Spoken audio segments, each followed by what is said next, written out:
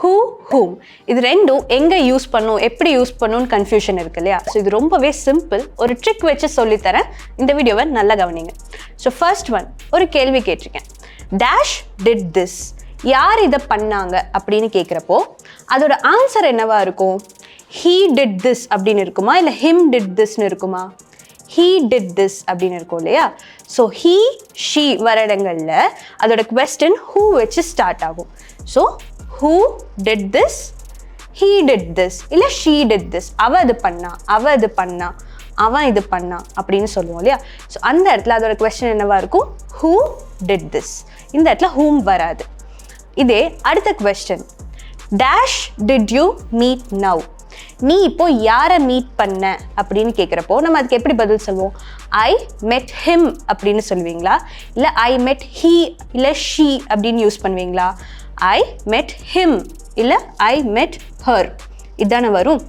அப்போது அதோட question என்னவா ஸ்டார்ட் ஆகும்னா whom. So whom did you meet now.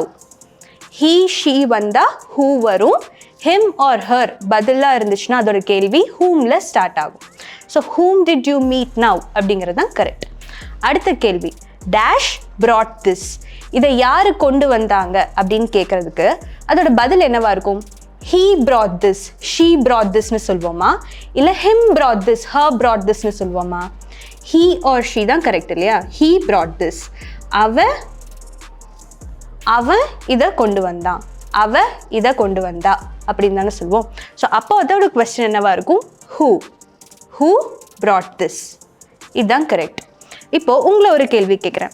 Dash do you love, நீங்கள் யாரை லவ் பண்ணுறீங்க அப்படின்னு கேட்டால் அதோட ஆன்சர் என்னவா இருக்கும்? அப்போது அந்த இடத்துல who வருமா whom வருமாங்கிறத யோசிச்சு நீங்கள் காமெண்ட் பண்ணுங்கள். ஸோ இந்த வீடியோ உங்களுக்கு யூஸ்ஃபுல்லாக இருந்ததா?